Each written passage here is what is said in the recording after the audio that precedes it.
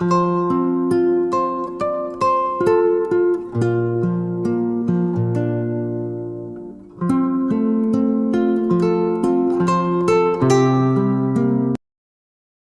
suas Bíblias em Daniel, capítulo 11. Nós leremos hoje os versos 20 ao 29. Nós vamos trabalhar dos versos 21 ao 29. Mas começaremos no verso 20. Semana passada nós tivemos um desafio de trabalhar os versos 5 ao 19, que conta, faz referência, foi a revelação que o anjo deu a Daniel, e fez referência a impérios que surgiriam, como de fato surgiu. Então nós vimos vários reis ali, aqueles antigos todos, Antigo primeiro, segundo, terceiro, o que aconteceu com eles. Nós vimos o próprio Alexandre o Grande, que aconteceu também. E nós vimos que Deus, escute bem isso, viu? A Bíblia não precisa de complemento, a Bíblia não precisa. Mas isso não significa que Deus não use autores, ainda que incrédulos, na história para exaltar a sua palavra sobre aquilo que ele falou que aconteceria no futuro. Então os autores registraram sobre o que aconteceu com esses reis. Nós conseguimos até datar, porque tem data, tem registro das épocas, e nós conseguimos ver que se cumpriu a palavra de Deus naqueles anos todos, Nós vimos ali 301, aí fomos descendo, 250 e pouco, tal, e deixamos essa parte aqui dos versos 21 ao 29, nós vamos começar no 20, porque é o ponto do entendimento, apesar de que nós já trabalhamos o verso 20 semana passada, sobre um rei chamado Antíoco Epifânio. E aí, só para lembrar aos irmãos, no contexto da semana passada, nós terminamos praticamente em Alexandre o Grande. A mensagem não foi uma aula de história, então é só o cuidado que eu faço, que eu tenho de citar para situar todo mundo, mas a mensagem é a palavra de Deus, é só para situar historicamente, porque nós vamos ler a respeito disso. Então na semana passada nós vimos o Alexandre o Grande, 2 generais se levantam contra Alexandre o Grande, e um é Seleuco Nicator, lembra dele? E esse camarada vai construir o Império Seleucida. E por isso, então, o Antíoco que nós vamos ver hoje, o que está nessa passagem aqui que leremos hoje, é o Antíoco IV, que é chamado de Antíoco Epifânio, o mais famoso por causa daqueles livros apócrifos, mas que tem um valor histórico, como o livro do Macabeus. Ali tem falando o que ele fez. Aquele homem surge então desse novo império que surgiu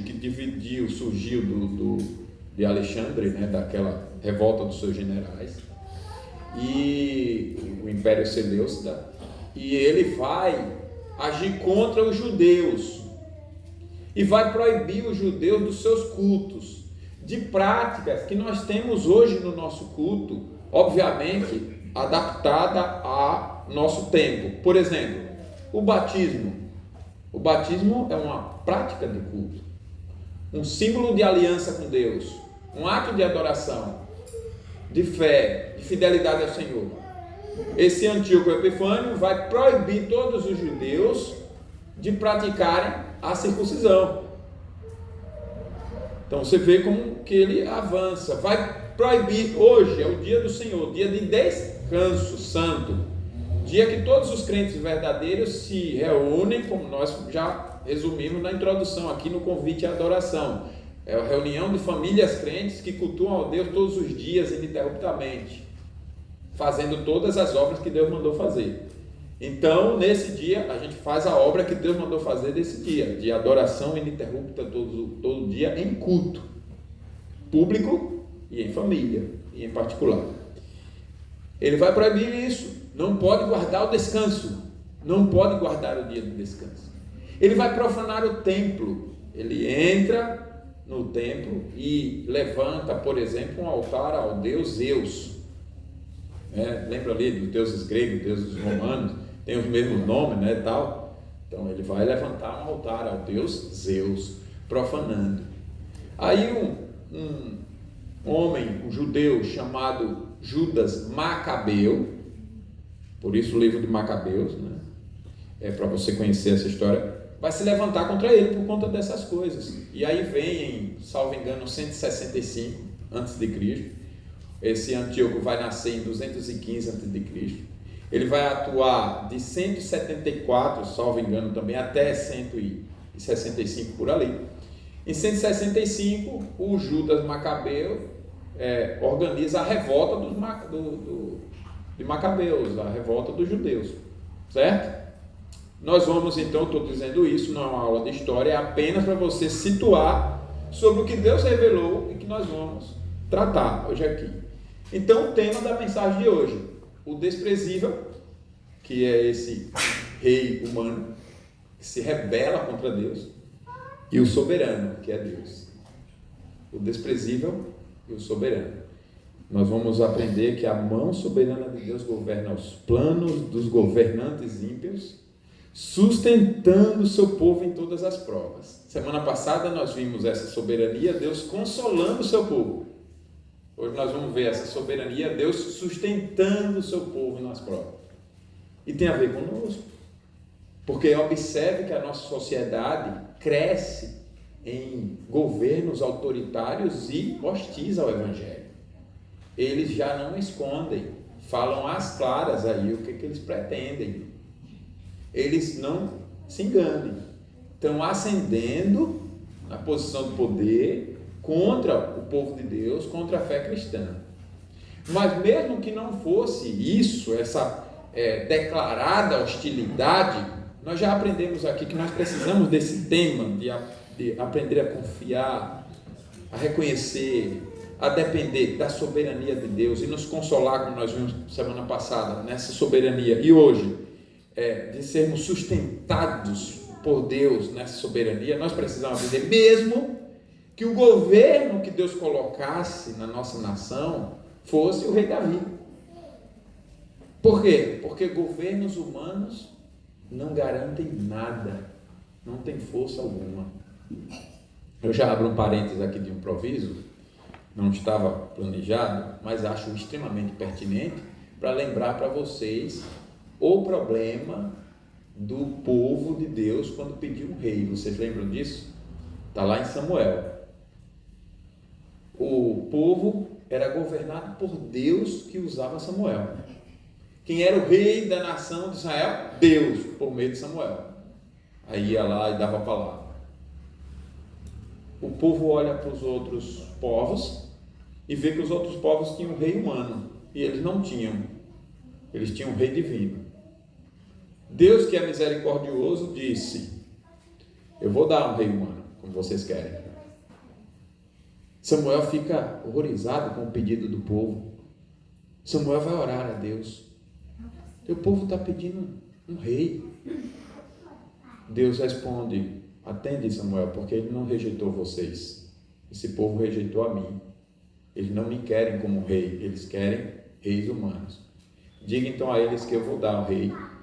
Mas observe a palavra de Deus. O rei humano fará esse povo sofrer.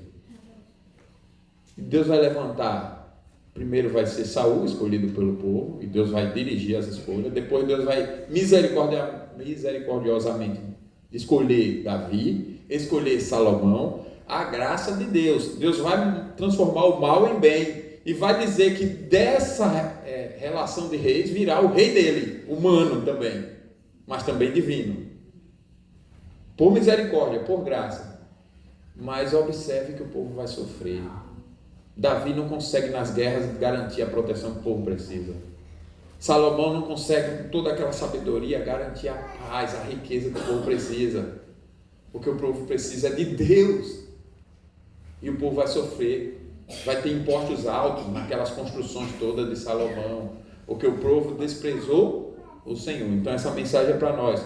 Eu preciso reconhecer Deus como meu soberano, confiar nessa soberania e reconhecer que é ela que me sustenta, que sustenta as nossas vidas em todas as nossas provações. E as nossas provações são sempre relacionadas à nossa relação com Deus, à nossa fé com Deus, à nossa comunhão com Deus.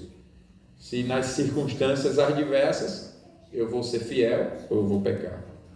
Então, vamos para a leitura. Eu precisava contextualizar os irmãos para que a gente entenda então a linguagem da mensagem. Todos acompanhem aí, verso 20 em diante. Levantar-se-á depois em lugar dele um que fará passar um exator pela terra mais gloriosa do seu reino, mas em poucos dias será destruído, e isto sem ira nem batalha. Depois se levantará em seu lugar um homem vil, ao qual nenhum tinha dado a dignidade real. Mas ele virá caladamente e tomará o reino com intrigas.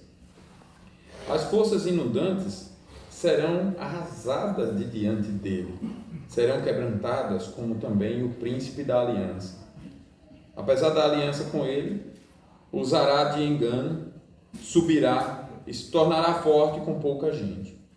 Virá também caladamente aos lugares mais férteis da província e fará o que nunca fizeram seus pais, nem os pais de seus pais, repartirá entre eles a presa, os despojos e os bens, e maquinará os seus projetos contra as fortalezas, mas por certo tempo. Suscitará a sua força e o seu ânimo contra o rei do sul, à frente de grande exército. O rei do sul sairá à batalha com grande e muito poderoso exército, mas não prevalecerá, porque maquinarão projetos contra ele. Os que comerem os seus manjares o destruirão, e o exército dele será arrasado, e muitos cairão traspassados. Também estes dois reis se empenharão em fazer o mal, e a uma só mesa falarão mentiras. Porém, isso não prosperará, porque o fim virá no tempo determinado. Então o homem vil tornará para a sua terra com grande riqueza, e o seu coração será contra a santa aliança. Ele fará o que lhe aprouver, e não tornará para a sua terra. No tempo determinado, tornará a avançar contra o sul, mas não será nesta última vez como foi na primeira. Vamos orar.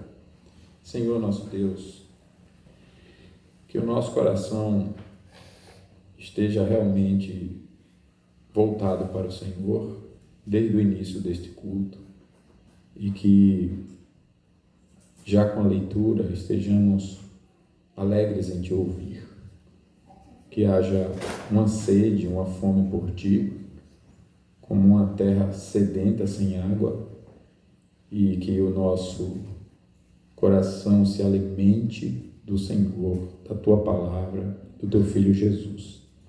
Que haja graça nesse momento e não sejamos meros ouvintes.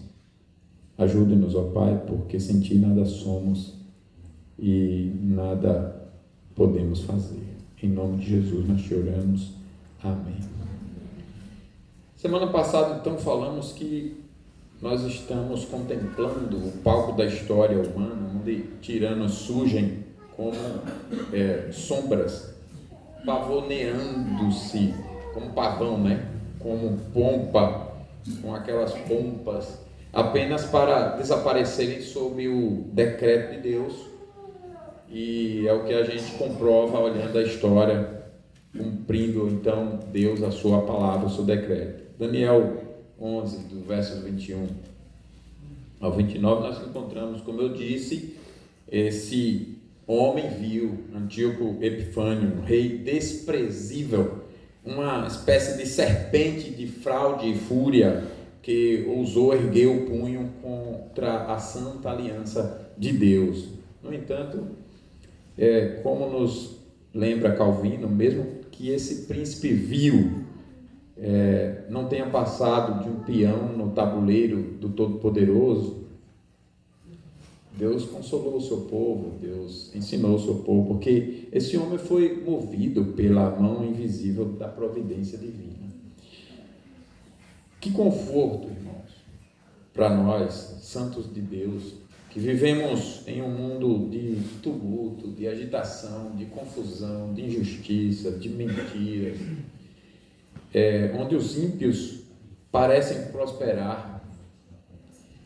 Aprendamos aqui as verdades eternas do texto de Deus, a soberania de Deus sobre nós, a soberania de Deus sobre os ímpios, o cuidado, a providência de Deus para o seu povo e a justiça de Deus sobre os rebeldes. Que o Espírito então abra os nossos corações, os nossos olhos, para vermos espiritualmente Deus governando claramente, que reina acima de todos. Enquanto cantávamos, a gente canta tantas canções belíssimas, né? Cantando a palavra ali. Salmo 2 fala uma pergunta retórica, né? Por que se amotinam as nações? Amotinar é de fazer motim, né? A pessoa se junta com outra e outra e outra, faz um motim para agir contra, planejar algo contra alguém. Por que se amotinam contra o Filho de Deus? É a pergunta do Salmo 2, contra Jesus Cristo. E diz o texto que Deus vê lá de cima, zomba deles e pacientemente ainda diz, exorta, repreende os reis e os juízes, deixai-vos ser governado, beijem o Filho, se humilhem aos pés do Filho de Jesus Cristo, reconheçam. Imagine Deus dizer isso na Suprema Corte do nosso país, a todos os juízes, no nível de arrogância que eles estão. Eles iam querer bater em Deus, né? Está no nível, e Deus ri, Deus zomba deles. E eu pensava nessas coisas, pensava nos sinais do fim, no avanço do conhecimento, da tecnologia, da informação, na maneira como a corrupção também se expande em todas as áreas, cumprindo justamente as profecias dos sinais do fim. Tudo o que Deus disse para nós que aconteceria tem se cumprido, de maneira que a gente pode dizer, é possível que Jesus volte hoje. E aí a palavra de Deus diz que a apostasia vai crescer no mundo com a vinda de Cristo. Ninguém estará esperando, praticamente, só os fiéis.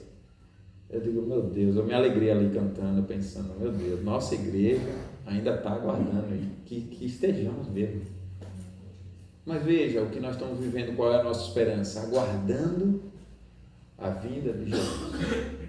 Essa é a nossa esperança. Nós estamos aguardando a vinda de Jesus. Se você e eu estamos vivendo assim, nós estamos na dependência dessa soberania, dessa providência, a semelhança do que Deus estava ensinando a Daniel e seu povo. O que vai acontecer é cumprimento de Deus. Eu sei, é sinal do fim. Os outros, incrédulos, não sabem o que está acontecendo, não sabem do amanhã, vivem sem esperança, mas eu sei, é sinal do fim, é o sinal da vinda do meu Senhor. Ele está vindo e eu estou aguardando. O aguardar aqui é saber de todas essas coisas e ter uma expectativa positiva. Eu desejo que Ele venha, eu quero que Ele venha, eu estou feliz com a sua vinda. Eu canto, certo, irmã Deise? Maranata, ora venha, Senhor, eu estou te aguardando.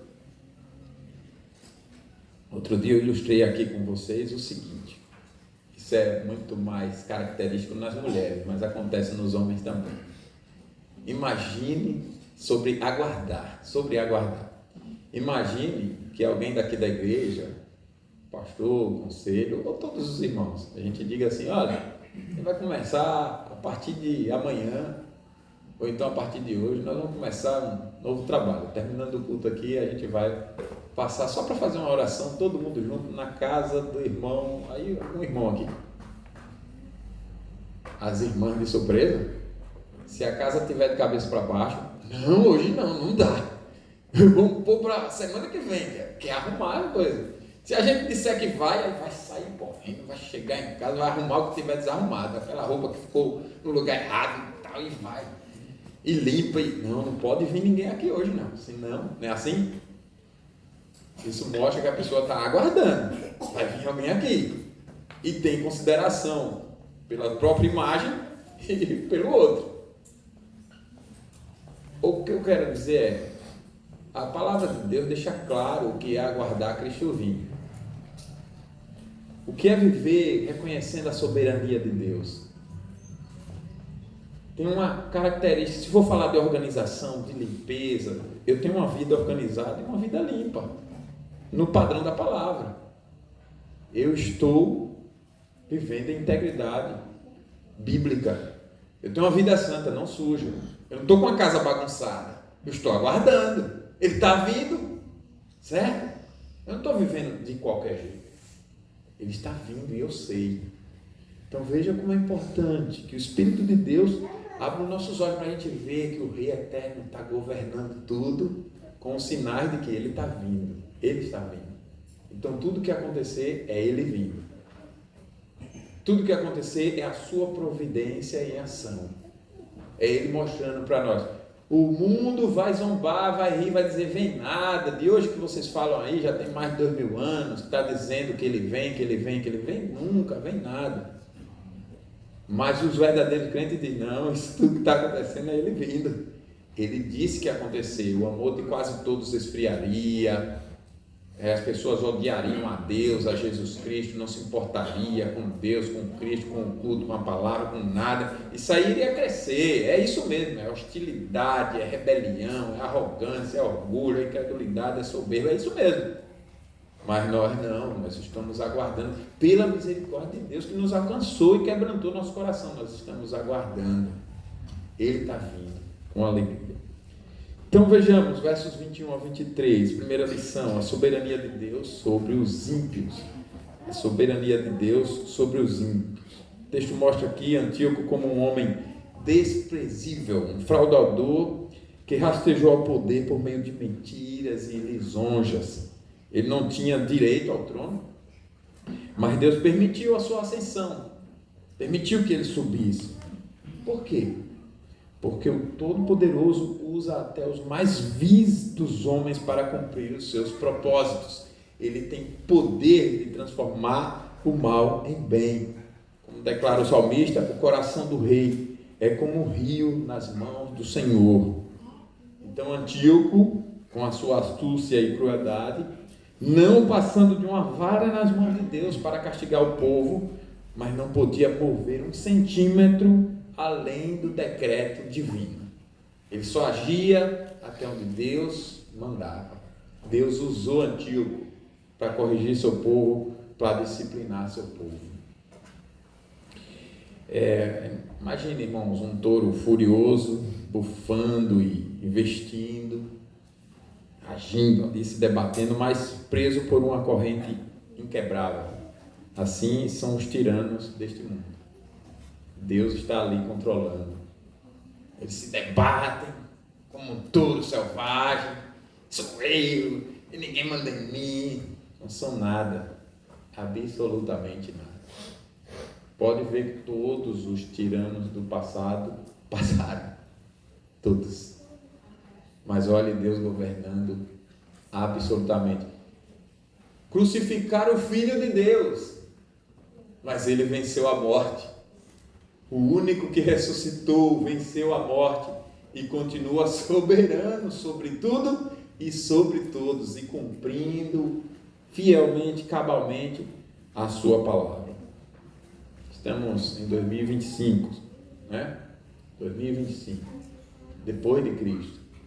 Vemos líderes políticos, influenciadores que tramam e enganam, prometendo utopias, enquanto também semeiam discórdia, divisões, manipulam mentes e pensamentos e corações, e as pessoas se deixam levar nessa manipulação toda.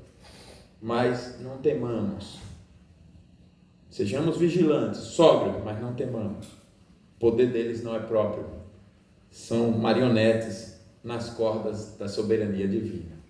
Aí sim nós poderemos dizer, eles são marionetes, eles estão controlados nesse sentido, né? Deus estabelece os limites de sua coleira e quando o seu tempo acabar, caem como folhas do outono. Eles vão cair. Todos caem. Os ímpios, irmãos, podem subir, mas apenas até onde a mão de Deus permite. Sua coroa é apenas o sopro emprestado. Eles não vão além do que Deus mandou. E a gente precisa reconhecer isso, conhecer e viver nessa dependência. O mundo incrédulo acha que a coisa está desgovernada. Por isso alimentam ansiedade pecaminosa, desesperos absolutos. Outros vão para a confiança arrogante, a semelhança desses autoritários, mas agindo na sua própria arrogância, crendo numa solução sem garantia nenhuma. O crente não pode viver assim, ele tem que saber o tempo, as épocas, ele tem que saber os sinais do fim, ele tem que saber o que Deus está fazendo, como Deus está se comunicando conosco. Imagine vocês comigo, porque Deus deu essa revelação para Daniel e o povo. Semana passada nós vimos isso, para que consolasse o povo, no sentido de que quando cada coisa estivesse acontecendo, o povo soubesse, Deus está cumprindo a sua palavra. Isso é consolo. O mundo não sabia, mas o povo sabia. Veja, a palavra de Deus está anunciando para todo mundo, mas as pessoas não conseguem, mortas em seus pecados, como nós lemos na abertura do culto, entender espiritualmente e crer. Não conseguem. Tem que ser uma obra da graça. Por isso que nós temos que ter humildade para reconhecer, até para entender realmente, ouvir a Deus. Eu preciso que Deus me faça, mude meu coração e a minha mente. E uma vez que o mundo vive assim, o mundo vive cego sobre a palavra. Mas a igreja não pode viver cega sobre os tempos e os sinais do fim. Não pode. O próprio Jesus disse: vocês sabem muito bem discernir os tempos. Quando se formam as nuvens, vocês sabem, é a hora da chuva. Vocês sabem discernir as estações. Primavera, verão, outono, inverno. Sabem. Vocês não sabem discernir os tempos de Deus? Está aqui a palavra. Aprendam. Quem tem ouvido, ouça o que o Espírito diz às igrejas. Deus está ensinando sobre o tempo do fim. Jesus está vindo. Eu era criança quando eu ouvia isso pelas primeiras vezes. E eu achava que Jesus vinha naquela época. E eu continuo achando que Jesus vinha nessa época. Eu já estou com 48. Mas não é loucura não. Jesus não deixou de cumprir. Se eu morrer sem ele vir, mas eu tenho que viver sabendo. Ele está cumprindo. E se ele decidiu não ser na minha geração, mas ele vai cumprir, eu tenho certeza. Foi assim que Daniel viveu. Se ele não vier na minha geração, mas ele virá. Eu vou anunciar. E ele anunciou. Quando Jesus nasceu, vieram os magos do Oriente. Onde era esse Oriente? Onde Daniel foi líder dos magos, chefe dos magos, autoridade sobre todos os magos. Esses magos eram sábios estudiosos das estrelas. Daniel ensinou sobre Jesus, mostrou o tempo. E o que os evangelhos estão nos contando, como nós já aprendemos aqui, ao dizer, o seu povo estava rejeitando, todo mundo incrédulo, vendo Jesus, mas sem querer reconhecer. Uns poucos foi que creu, daquele povo todo judeu de Israel. Mas um povo que não tinha nada a ver com isso, Babilônia, da Babilônia, que passou por tantos outros impérios, Persa, Roma, Grécia, agora Seleucida. Esse povo que não era para estar aguardando, uma geração de estudiosos das estrelas aguardou. E quando Jesus nasceu, eles vieram de longe, uma caravana, não como pintam lá, 3 reis magos, nem reis são. E não eram 3. Eles não viajavam só 3. Não tem nem espaço na história para você falar de uma viagem de quase 2.000 quilômetros com 3. Não, eles viajavam muita gente para justamente garantir proteção. Eram muitos. E com o quê? Ouro, incenso e mirra. Aí você vai lá para Gênesis e olha a história de José do Egito, sendo presenteado por seus irmãos como rei do Egito, com ouro, incenso e mirra. O que significa? Era uma prática cultural de reconhecimento de uma autoridade. tinha uma monarquia, só que eles tinham um reconhecimento espiritual dessa monarquia, como Daniel tinha ensinado. Daniel então morre, anunciando a certeza do cumprimento das providências divinas sobre tudo que aconteceria no futuro. E nós, com a revelação completa, vamos viver cegos? Sem o mesmo anseio? Sem a mesma convicção? Sem a mesma expectativa? Sem anunciar para as pessoas? Mostrando que essas loucuras das autoridades, essa corrupção da economia, da política, da cultura, da religião, da família, da educação, da música, das artes, sistêmica e generalizada, não são outra coisa além do que o cumprimento das palavras de Cristo, quando foi questionado sobre os sinais do fim, e ele disse: cuidado que ninguém vos engane. Engano, é isso que ele está respondendo. Vai ser um tempo de muitos enganos. O amor de quase todos esfriará. O amor se esfriando. Na verdade, não era o amor verdadeiro. O esfriamento é só para mostrar que era falso esse amor. Engano, está no contexto. O evangelho do reino será pregado em todas as nações. Avanço da pregação do evangelho também, paralelamente. E até lá, quando for completado a pregação do evangelho, então virá o fim. O céu escurecerá, a lua não dará a sua luz, as estrelas cairão do firmamento, os poderes dos céus serão abalados. Então aparecerá no céu o Filho do Homem com poder e grande glória. Maravilhoso isso, né? Aos 19 ou 20 anos, não me lembro, foi o meu primeiro voo de avião. 7 da manhã, eu acho, 8, 9, por aí. O avião sobe. Eu nunca tinha voado de avião, irmãos. Então imagina a alegria. Sabe qual é o pensamento que me tomou? Ele sobe e se coloca sobre as nuvens. E eu fiquei na janela ali olhando aquela nuvem. E o sol lá na frente, fazendo o caminho daquela luz em toda a nuvem. E eu lembrei desse texto. E comecei a lacrimejar, digo, Jesus virá. Eu esqueci que eu estava no avião. Esqueci que era a primeira vez. Eu digo, avião é nada, rapaz. Jesus subiu sem voar, né? Ele virá com poder e grande glória. Som e luz que o mundo nunca viu, nem ouviu. É isso que nós temos que aguardar. E é o fim do quê? É o fim do pecado. É o fim do diabo e o seu império. É o fim dos homens maus. É o fim da corrupção. E é o começo de tudo. A vida vai começar a ser vivida. Foi assim que Daniel viveu e falou para aqueles homens. Por isso que eles aguardaram de geração a geração por 500 anos quase. E quando Jesus veio, uma fé fervorosa existia neles, ao ponto de andarem no passo do animal, 2.000 quilômetros quase, com ouro, incenso e mirra, para adorar. Cadê o rei dos judeus? Porque vimos a sua estrela e viemos para adorar. Eles estavam olhando e estudando os tempos, e nós vamos viver desprezando os tempos. Nós vamos viver desprezando os sinais. A comunicação de Deus conosco, Deus está se comunicando. Ele falou na sua palavra, ela é a verdade. Agora Ele está cumprindo e se comunicando conosco. Olhe para a palavra, veja se eu não estou cumprindo o que eu disse. É isso que eu tenho que conhecer e viver. A comunicação que Deus está fazendo comigo. O aumento dessas coisas é o cumprimento da palavra, da profecia, da revelação, da providência de Deus. Para me consolar, vimos semana passada, e hoje, para que eu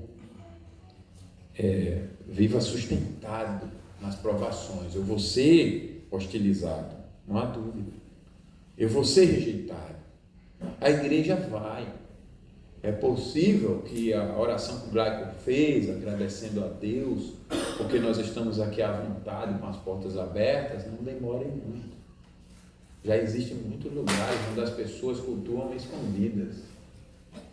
Mas ainda que seja escondido, irmãos, ainda que a gente tenha que se esconder em algum lugar, nos esconder na nossa, mais fervorosos, Deus está cumprindo. Não é com desesperança, fervorosa, Deus está cumprindo. Agora Ele nos preservou. O amor quase todo está esfriando, mas Ele está mantendo o nosso. Vamos pedir para Ele manter o nosso. Agora é preciso estar vivendo isso. Ou então nós já estamos vivendo o esfriamento do amor. Por isso que a gente nem se relaciona no amor mais. Porque, como eu disse, o amor por Deus me faz amar o meu irmão em Cristo, me faz ter prazer. Se a gente pudesse, passava o dia todo junto. Pode ter outra coisa. E a gente está na mesma fé de que tudo vai se cumprir, que eu vou passar a eternidade com o meu Senhor e meus irmãos. Por isso é Pai Nosso, para que eu não esquecer de que não sou eu sozinho. Somos irmãos em Cristo. E o que o irmão tem? Prazer. Irmãos sabem que minha mãe está aqui, né? Irmãos, que prazer foi ir lá na sexta-feira, buscá-la no aeroporto. Que prazer foi sair com ela para almoçar, eu e meu irmão. Que prazer foi ontem comemorar o aniversário, fazer aquele culto de ação de graças ali. E a honra que eu tive de ser o mensageiro de Deus ali. Que prazer, que privilégio, que alegria, mas é a alegria da mesma fé. Nós estamos aqui celebrando a vida em Cristo na mesma fé. É esse o prazer. E a tristeza de ver, irmão, você não estava aqui. Meu irmão, você não está celebrando comigo. Santa Ceia, meu irmão, cadê você na Santa Ceia comigo? Tem que ter essa reação também, preocupação, tristeza, sentir falta, saudade. Meu irmão, eu tenho prazer em te ver, em estar contigo, porque eu amo a Deus. E se eu amo a Deus, eu amo meu irmão, não meu amor por Deus. Mas se eu digo que amo a Deus e não tenho prazer, eu sou mentiroso. Eu não tenho prazer com meu irmão, é mentira. É como o marido que diz ama a esposa, não tem prazer em estar com a esposa. Ama os filhos, mas não tem prazer em estar com os filhos, não. Né? Segundo é a providência de Deus para o seu povo, versos 22 e 28. Providência de Deus para o seu povo. Deus revelou a tirania desse rei para fortalecer a fé. Ele revela, então, a tirania dos homens para fortalecer também a nossa fé. Embora aqui esse Antíoco tenha se enfurecido contra o que a Bíblia chama de Santa Aliança, ou seja, o templo e o povo e as ordenanças de Deus, o Senhor não estava dormindo, indiferente, sem saber o que estava acontecendo, sem agir, sem interagir, não.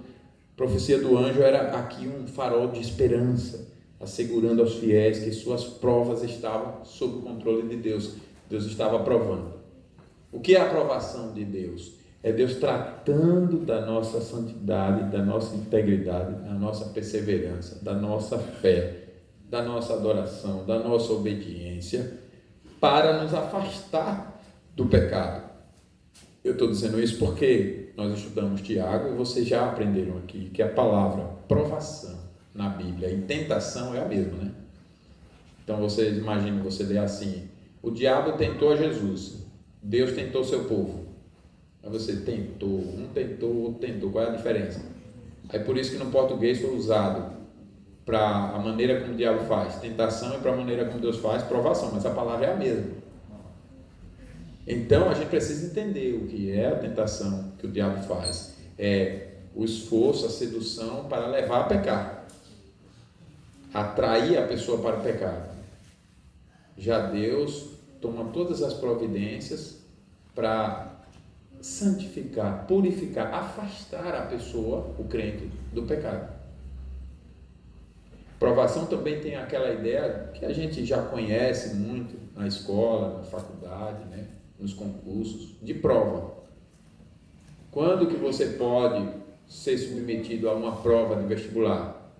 Será que dá para colocar a Rafaela para fazer uma prova de vestibular? Óbvio que não, ninguém vai deixar ela fazer essa inscrição. Por quê?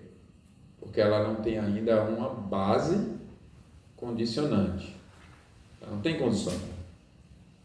Mas na hora que ela tiver condição, pode colocar ela para fazer a prova. Ela já tem condição até de passar. Então olha que mensagem Deus está dizendo para mim e para você. com a sua providência. Quando Ele nos submete às provas dEle, é porque nós fomos qualificados por Ele a passar naquela prova. Acho que foi o Eudes que orou há pouco conosco, dizendo que Deus não nos... Lembrando daquela passagem bíblica, Deus não nos dá uma provação além do que podemos suportar, além do que podemos... Não dá. E ainda com a prova dá o livramento, né? Então é isso que Ele está fazendo com o seu povo aqui. O objetivo de Deus então era sustentar os espíritos dos piedosos até a vinda de Cristo. Assim é conosco, irmãos, pois o cuidado de Deus são a providência, o nosso escudo em toda a tempestade. Imagina um navio sacudido por ondas, como nós já vimos repetidas vezes essa ilustração, ondas quebrando os ventos, uivando. No entanto, o capitão permanece calmo, tranquilo, porque ele sabe que as estrelas acima guiam o seu pulso, que aquela tempestade vai passar. Assim é a igreja de Cristo, com a palavra de Deus. Diante de todas as perseguições, injustiças que a igreja enfrenta e enfrentará, de leis hostis ao escárnio social, o mundo voltando contra a aliança de Deus, contudo, a providência de Deus é a nossa bússola. A palavra de Deus é a lâmpada, é a luz, lâmpada para os pés, luz para o nosso caminho. Ele vê cada lágrima, Ele ouve cada coração e não abandona os seus. E eu preciso viver por essa verdade. Irmãos, se alguém aqui se sente cansado, e eu não vou ser indiferente sobre isso, às vezes nos cansamos, né? De tanta hostilidade, de tanto problema, de tanto sofrimento. Talvez você até enfrenta a zombaria por sua fé, opressão para se conformar. Isso existe até no meio da igreja, irmãos. Cresce o número de pastores que não são convertidos e eles querem nos amoldar a uma forma que não é bíblica.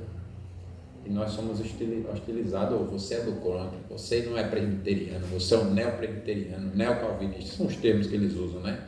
Você não é isso, você não é aquilo, você tem que enfrentar toda a oposição na firmeza, na perseverança, O que eu quero dizer com isso é, qualquer um está sujeito a sofrer essas coisas, em qualquer lugar, até no meio da igreja, nossa, isso acontece. Eu lembro de uma reunião que teve do Supremo Concílio, onde um pastor piedoso, famoso, Josafá Vasconcelos, foi lá falar contra uma série de avanços de pureza. E lutando, batalhando ali, está no YouTube, vocês podem ver lá o que aconteceu. Ele lutando, batalhando pela pureza da igreja. Foi hostilizado. Eu vi professores meus participarem dessa reunião e dizerem para a gente lá no seminário: meus irmãos, foi uma carnalidade completa, vocês precisavam ver a zombaria, as gritarias, assobio, não sei o que, eles zombando, reunião de Supremo Concílio com essa baixaria toda. Pois é. Contudo, a providência de Deus é a bússola. Então, reúna-se com os santos, pois na comunhão encontramos força. Ore como tantos crentes fez. Concede-nos, Senhor, descansar tranquilamente no seu abrigo. Sua aprovação não é em vão. Está moldando você para a glória de Deus. Embora os ímpios se enfureçam, a providência de Deus é uma muralha de fogo ao redor do seu povo. Ela garante a proteção do seu povo. E o terceiro é o juízo de Deus sobre os rebeldes, versos 27 ao 29. Né? Nós vimos aí, versos 27 ao 29, também esses dois reis, capítulo 11, né? Se empenharam em fazer o mal, e a uma só mesa falarão mentiras. Se empenharão, falarão, porém isso não prosperará, porque o fim virá no tempo determinado. Então o homem vil tornará para a sua terra com grande riqueza, e o seu coração será contra a santa aliança. Ele fará o que lhe aprouver e tornará para a sua terra. No tempo determinado, tornará a avançar contra o sul, mas não será nesta última vez como foi na primeira. Deus exercerá o seu juízo contra os rebeldes. Aqui nós vemos esse rei, como semana passada o Ptolomeu também, conspirando em sua mesa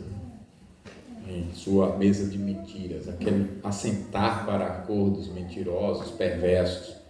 Pensaram em ser senhores do destino. Não estranha a palavra mesa, é onde os homens sentam para decidirem.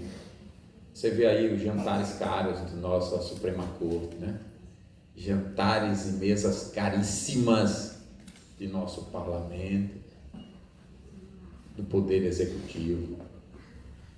Até a esposa do atual presidente, estranhamente, curiosamente, depois da notícia do rombo lá dos 90 bilhões do INSS, que já estão dizendo que é acima de 200 bilhões, estranhamente ela pega o avião da Força Aérea e faz 6 voos para a Rússia, sozinha, só com o comandante lá. Um avião que não é investigado. O que é que ela levou dentro desse avião? A Rússia precisa de dinheiro, né? E 20 bilhões ajudaria na guerra, né? Ninguém controla o banco da Rússia. É um banco desconectado com o mundo. As mesas de acordos e alianças na obscuridade, no escuro, onde ninguém vê. As decisões e os planos acontecendo assim. Você acha que não acontece? Homem sem temor de Deus. Você que é crente peca. Quanto mais quem está dominado com o pecado. No entanto, é Deus quem controla os eventos com suas rédeas secretas. Seus planos falharam daqueles reis Antíoco e Ptolomeu, pois Deus havia determinado um fim. Assim é com todos os que desafiam o Todo-Poderoso, irmãos.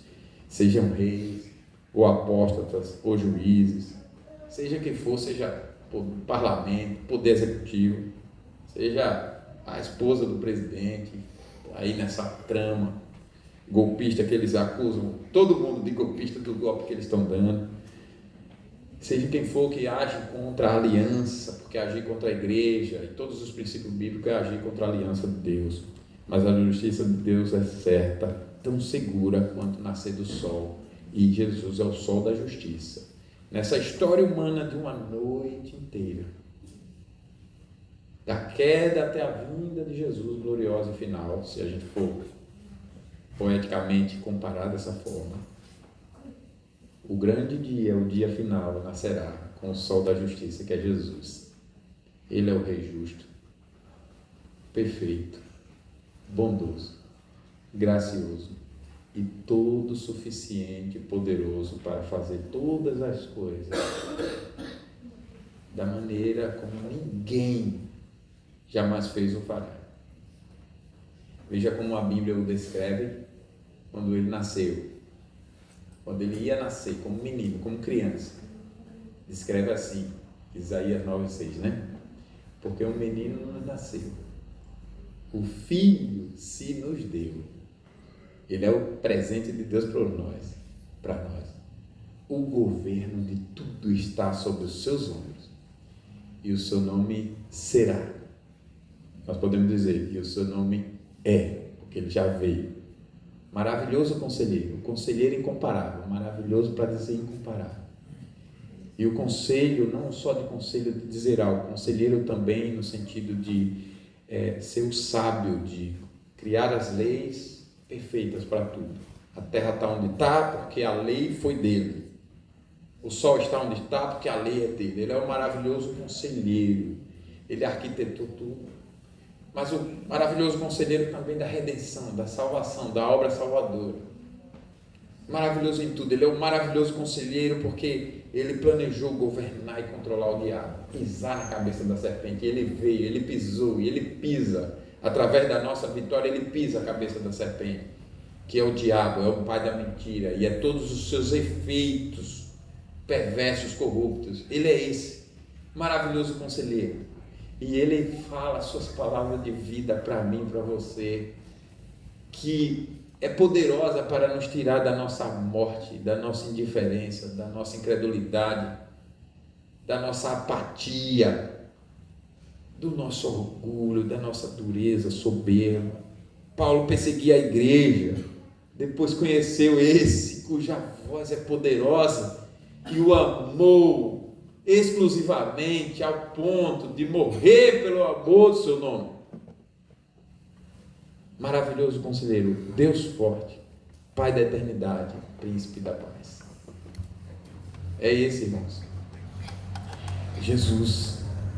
Então a justiça virá, porque o sol da justiça nascerá, né? E vou mudar ali, que entrou um rádio ali. Obrigado. Deu um pico de luz. Deu um pico de luz. Vou mudar só atrás para ele.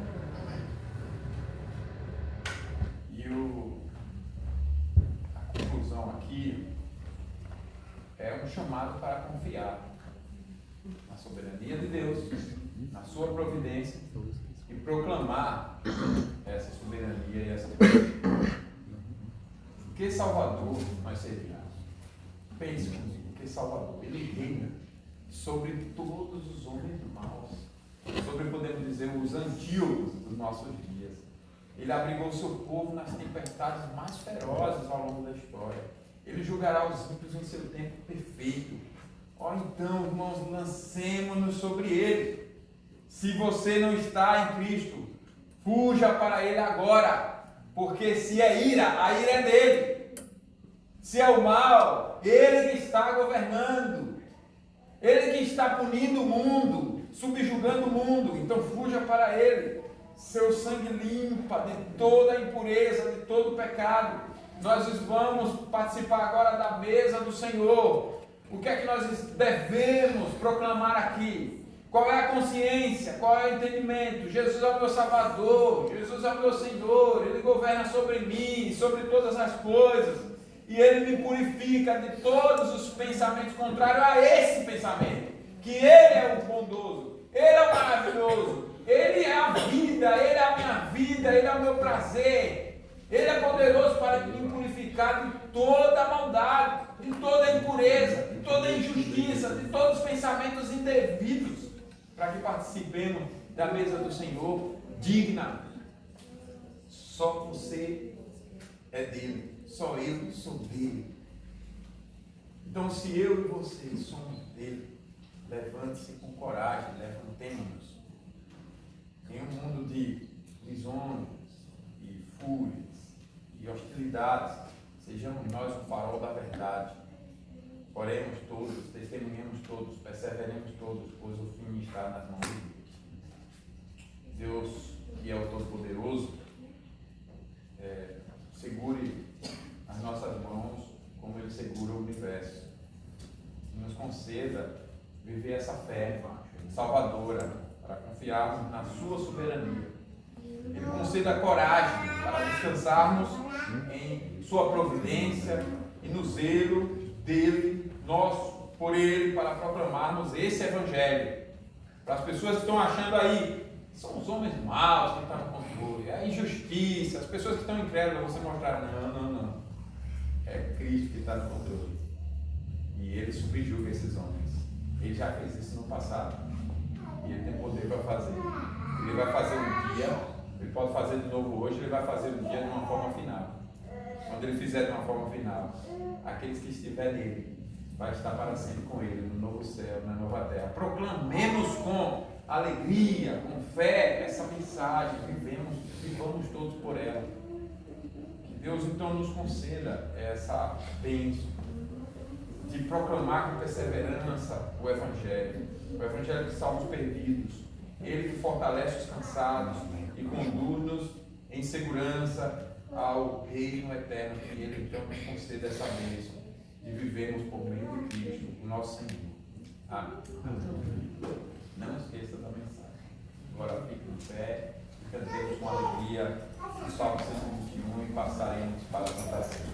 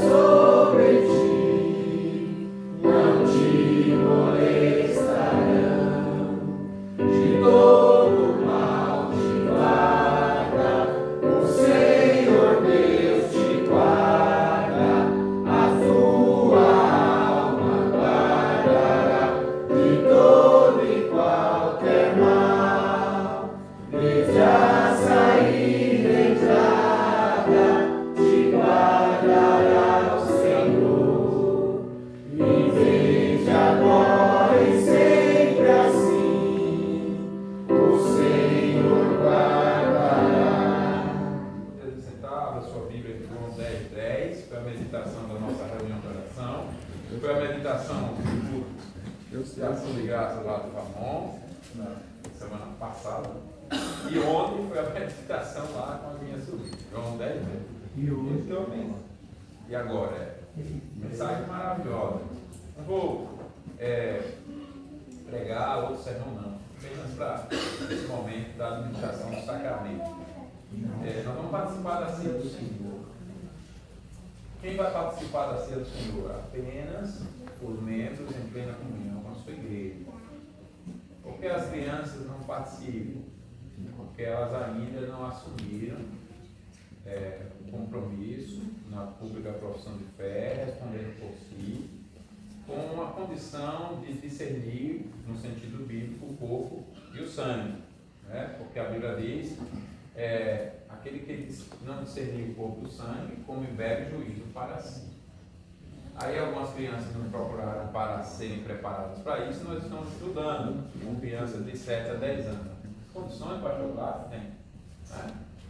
Falar nisso, eu falei para vocês sobre uma criança que a gente trabalhou para a pública profissão de fé dela aqui, foi a Sofia da Rogério, e ela estudou dos 10 aos 12 anos.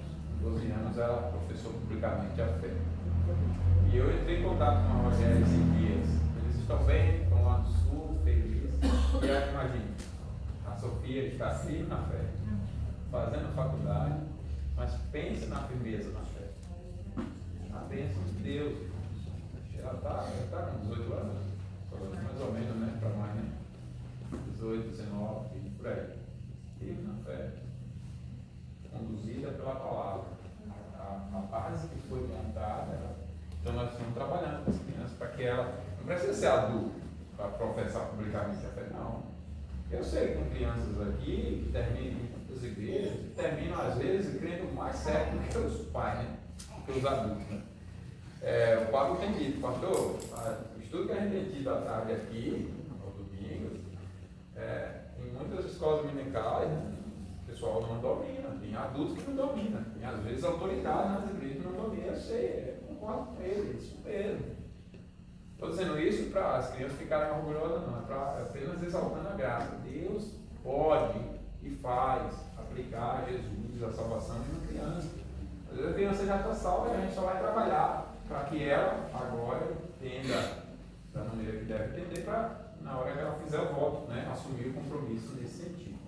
Então a criança não pode por isso, mas como é que ela participa? Como que o pai interage com ela? Tratando justamente disso, de preparar, olha, isso é isso, tem que ter esse entendimento, esse pensamento. Tem que interagir com a criança, tem que adorar com a criança. Aqui não é Jesus, o pastor apresentou ali que aqui é o corpo de Cristo, mas não é o corpo literalmente, simboliza, né, que representa o que Jesus fez por nós. Você vai, treina toda a linguagem para falar para a criança sobre isso. O cálice é representação do sangue de Cristo. Ele morreu e derramou seu sangue, porque Deus exigiu como justiça, porque nós pecamos contra ele. E nós merecíamos condenação, e Jesus recebeu a nossa condenação. Ele se humilhou e se fez carne. Dele é Deus, mas ele se fez. Você vai interagir com ela. É assim, ela vai participar do culto, adorando assim, né? Não tem a minha esposa está lá sozinha, né? Então seria eu fazendo com ela, auxiliado por ela, com meus filhos. Ela está lá sozinha. Eu estou daqui, então estou tentando ajudar os pais todos aí, que estão no privilégio, né? Com a Lívia, tá? Aqui o Pablo, se bem que o Ramon já, né? Fez 11, né? A maior idade nos judeus é 12, né? Então só falta um ano, você está na despedida aí. O César, a Aline, né? O Jadeilson, só um nascer, mas já está ali na tarde. Daniel, a Juliana. Vocês têm esse privilégio. Eu estou sempre aqui, eu fico naquela, eu queria para lá. Então. Mas nós fazemos como? Nós homens, como uma dianteira auxiliada pelas escolas, vamos ensinando a criança a participar dessa forma, com essa consciência, essa fé. Todos em plena comunhão, sua igreja deve participar. Né? Quem não está em plena comunhão não pode. que é a comunhão? É ter sido recebido oficialmente como membro da igreja, não ter quebrado essa relação, estar mantido em plena comunhão com a igreja. Então, nós participamos, porque a Bíblia diz que ele que come bebe, sem discernir o corpo, come bebe para si. Nós vamos citar, ler juntos primeiro, depois citar. Já está ali? Então, nós vamos citar esse verso. Apenas para relembrarmos essa verdade. E não participarmos de uma forma indevida desse momento. Eu vou explicar. Vamos junto lá. O ladrão vem somente para roubar, matar e destruir. Eu vim para que tenham vida e a tenham em abundância. Eu não posso. Não, só. Eu sei que você lê a Bíblia todo dia, mas eu já só isso. Eu não posso participar com orgulho desse momento. Eu não posso participar com desprezo. Orgulho, eu achar assim, olha, eu estou fazendo um favor para a igreja, eu estou fazendo um favor para Deus, eu estou fazendo por onde merecer o perdão de Deus. São orgulhos, são pensamentos orgulhosos. Eu estou fazendo para eu merecer o perdão de Deus aqui. Então estou vindo participar da ceia do Senhor para cumprir o que Ele mandou para eu merecer. Não, esses são pensamentos orgulhosos. Eu não faço nada aqui por merecer. Eu faço por não merecer. Porque eu recebi de graça. Eu recebi tudo o que eu preciso. Tudo. Eu não tinha vida. Eu era indiferente. Eu era morto como aqueles reis. Indiferentes, inimigos. Como nós lemos em Efésios 2, de 1 a 7. Éramos filhos da ira. Mortos nos nossos pecados. Nós não tínhamos vida. Mas Ele nos deu vida. Ele nos ressuscitou. Ele nos fez assentar nos lugares celestiais. Ou seja, Ele purificou os meus pensamentos, os meus sentimentos e as minhas vontades, para que eu me alegre nele. Para que eu tenha prazer em pensar sobre Ele, em viver nele e no fato de que Ele viva em mim. Para que o amor dele me domine, me constranja, me domine, me governe. Para que eu seja governado por Ele em todas as áreas da minha vida. Então Ele me deu vida. Ele veio para dar vida. E não é qualquer vida, nós predicamos há pouco. É uma vida abundante. Você, quando pensa sem Ele, você não sabe, os seus conceitos são pobres. Por exemplo, o que é alguém que está vivendo bem nos nossos conceitos caídos? Alguém que está com muito dinheiro. E quem não tem dinheiro nenhum, está pobre de uma redescente, tem nada, tem dinheiro, tem casa, tem família, tem nada, mas ele tem Jesus. Você acha que ele está como? Ele está um miserável. É ruim, você tem que estar um miserável. Esqueceu do rico e Lázaro? Lázaro pedia ao rico as migalhas, o rico não dava. Aos olhos humanos, rico e Lázaro, pobre. Mas aí partimos para a eternidade. Quem era o pobre? O rico. É uma pobreza ser rico só daqui. Mas se você for pobre daqui, rico de Cristo, não estou fazendo apologia à pobreza, não é isso. Mas eu estou mostrando que a vida é abundante.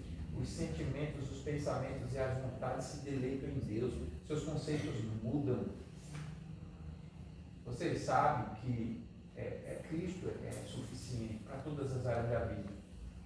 E isso não é de uma forma que você, distorcida, que você estagna na sua maneira de viver, agir, interagir com a realidade. Não. Tem gente que pensando, Cristo é tudo que eu preciso, então eu não trabalho. Cristo é tudo que eu preciso, então eu não estudo. Cristo é tudo que eu preciso, então eu não sou responsável. Não. É a vida abundante. Cristo é tudo que eu preciso, porque Ele é o que a Bíblia diz que é, aí eu trabalho mais, parece que não se cansa. Vocês viram, ontem eu citei o exemplo de uma irmã lá do Rio de Janeiro e depois eu aproveitei esse teu exemplo da minha mãe, né? Ela está lá em Santos. Vocês viram por quantas coisas que minha mãe passou? Mas na vida em Cristo, ela estava lá alegre, sorridente, parecia que não tinha passado por nada. Só que o corpo não nega, né? Está bem sofrido. A vida abundante faz isso. pessoa está vivendo até morrer. Como disse Paulo, em tudo somos angustiados, porém não destruídos, humilhados, porém não desamparados, levando no corpo, sofrendo em Cristo, em tudo. Se morremos para o Senhor, morremos. Se vivemos para o Senhor, vivemos. Pois quer morramos, quer vivamos, somos do Senhor. Essa vida abundante faz isso. De maneira que a pessoa sabe passar a ter abundância e também sabe passar a necessidade. Ele sabe que ele está contente em toda situação no Senhor. É a vida abundante. Ela muda conceitos. Ela muda a maneira de interagir com a realidade. Ela muda tudo. Porque ele veio para dar vida. Agora, quem é o ladrão? O diabo. Como ele começa? Lá no Éden. Aí ele propõe uma vida sem Deus. Olha, uma vida tão boa quanto essa que Deus está dizendo. Na verdade, ela é melhor. Que é você viver sem Ele. Coma do fruto. Mas ele disse para não comer. Ele disse porque ele sabe que você não ser como Ele. E aí não vai ter Ele só que é assim tão glorioso. Vai ter você também como Ele. Coma do fruto. Começa com a mulher. Aí a mulher, que era submissa, não tinha problema nenhum com a sua submissão, nada. Submissão de termo bíblico. Propõe uma liberdade, que foi o seu filho. E até hoje eles tentam se empoderar, e quanto mais tentam, mais se condenam em seu filho. Adão vai no mesmo caminho, parecido, né? Não tentado diretamente, vai. Quem leva a proposta é a mulher, imagina a corrupção, mas o ponto é que ambos então se tornam independentes de Deus. Essa independência da alma é a morte. O ladrão vem roubar, matar e destruir. E assim ele vem. Ele engana com os conceitos errados, maneira de pensar. A pessoa passa a pensar contrário a Deus e a se alimentar de pensamentos contrários a Deus. Então não é Deus, não é a sua palavra, não é Jesus que é o pensamento natural, voluntário, alegre, satisfeito, que governa o seu dia. Ele não é aquela pessoa feliz do Salmo 1, que não anda no conselho dos ímpios, não se detém no caminho dos pecadores, nem se assenta na roda dos escarnecedores. Antes do seu prazer estar na lei do Senhor. Ele não tem, mas o crente é esse que tem esse prazer natural. O que é ser crente? É ter um prazer natural na lei do Senhor e meditar nela dia e noite. O que é ser crente? É ter um prazer natural em Jesus e meditar nele incansavelmente. E isso vai acontecer por toda a eternidade. Por isso ele canta no seu coração naturalmente: Maranata, a hora vem, Senhor Jesus. O que é ser crente? É viver essa vida. Não uma vida pobre, ela não tem como ser pobre, porque é Deus que é essa vida, é Cristo que é essa vida, então ela é abundante. Olha para a criação, eu gosto de pensar nas coisas, né? Eu pensando no carinho de Deus, um pai tão bondoso, amoroso. Todo pai quer construir um bem, um patrimônio para deixar para os filhos, né? Todo pai tem esse prazer natural, né? Isso porque nós somos imagem e semelhança de Deus, e a gente fica naquela, eu quero ter um bem, não é uma vaidade, a gente quer ter um bem para passar para os meus filhos, e ver o filho e a filha casar e usar daquele bem, né? É uma alegria do pai ver que os filhos já vão casar num lugar que ele já preparou, porque ele ama e ele quer deixar a família com conforto. Agora olha a Deus, por que ele criou tudo em 6 dias? Por causa do sétimo, porque do final do 6º dia, no início do 7º, é que ele ia criar o homem e a mulher. Ele criou a casa primeiro, aí depois criou os moradores dessa casa, né? Dê uma olhada nessa casa, vocês já pararam para pensar nessa casa? Com o pecado e tudo, ela é bela. Olha a criação, ela é bela. Saia um pouco, irmãos, e dá uma volta, né? Aqui mesmo, na Vargem Grande. Eu duvido que você conheça a Vargem Grande. Duvido. Aí se você der um entorno, aí vai São Roque, vai aqui Itapevi, você vai escolhendo lugar. Pensa num buraco assim, aí você vai ver animais selvagens, coloridos, as formas tão variadas, plantas que você nunca estudou, nunca viu. Você fica olhando o negócio na TV, nos livros. Tá, sabe de casa, rapaz? Olha a natureza, ela é uma enciclopédia inesgotável. Se você passar toda a sua vida para estudar São Paulo, você morre no estudo. Agora imagine conhecer o Brasil inteiro. depois do mundo inteiro. Você percebe o que Deus está dizendo isso para nós? Que a vida com Ele é vida abundante, o que Ele pensa são pensamentos muito superiores aos nossos. Então eu tenho que participar da ceia do Senhor com essa fé, essa alegria em Jesus, sabendo quem Ele é, o que é essa vida abundante, se eu tenho essa vida abundante, vivendo essa vida abundante. Eu vou participar com humildade, eu vou participar nessa dependência, nessa alegria, nessa fé. Ele me deu vida abundante. Minha maneira de pensar, sentir e agir agora é governada por Ele. Hoje já não sou eu quem vive, Ele vive em mim.